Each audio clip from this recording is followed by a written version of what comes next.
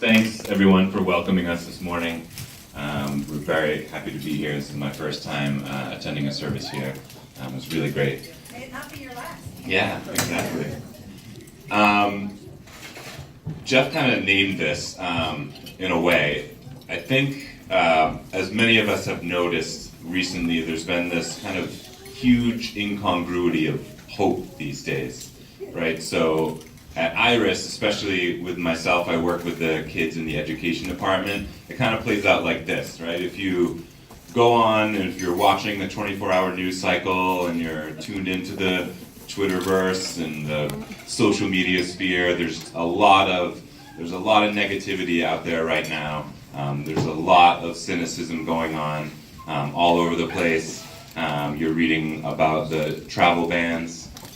You're reading about family separation, which, by the way, affects not only immigrants who have arrived in this country, but refugees that we work with as well. Before a lot of the policies were put in place domestically, they were kind of test-driven with refugee communities who expected that their families abroad would be reunited with them here, and then they put a stop to that. So, you know, these things are very real. These policies have very real consequences. At the education department, we've seen that most clearly in the fact that really since the end of 2016, and particularly going into the beginning of the school year last year, incidents of bullying and harassment at schools were kind of off the charts. We were in kind of crisis mode at the beginning of last year. A lot of our incoming students were placed in schools, and just there were, a lot of calls. It was spilling out of the schools into the communities, and we were trying to work with community partners to get a hold of it. So just a reminder that, yeah, there's a lot of negativity. Policy has very real repercussions, and as probably a lot of us know, the people who bear a lot of those consequences are kids, unfortunately. So there's that part, working at Iris.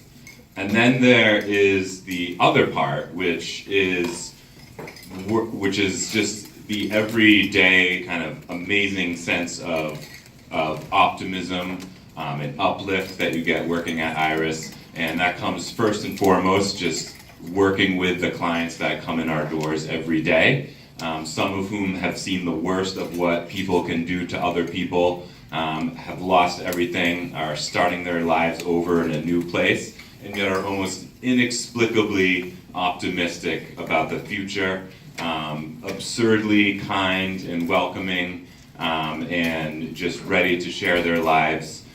So seeing that every day. And then the other part of it is the acts like these, the community stepping forward to welcome these new folks in big ways and small. We just finished an 8-week-long summer program that we held at Wilbur-Cross. It served on a daily basis anywhere from 80 to 100 kids from kindergarten all the way through 12th grade, every day helping them better their English skills, taking trips around the city, doing art and music activities with them. None of that would have been possible were it not for the volunteers who showed up every day to be with these kids, to work with them, just to laugh and share with them and teach them. Many of those kids were younger folks who I'm sure had much better things to do with their summer vacation, namely sleeping in, but there they were every day. This week, too, another example, just this past Friday, someone came in, she's about to be a senior in high school, and she said, hey, I would love to run an after-school program that works with science and art with some of the kids that you work with. And I told her, yeah, come on in, let's talk about it. I was kind of expecting this might be kind of a long shot, like we'd have to work out the logistics and, but, I invited her in, she came in. She sits down, and the first thing she does is she takes out about 10 completely fully developed lesson plans. Written out one activity after another, just extremely well thought out, a mixture of science and art, and really well done. And apropos to the reading today, I sat there thinking to myself, when I was 14, this is not where my head was.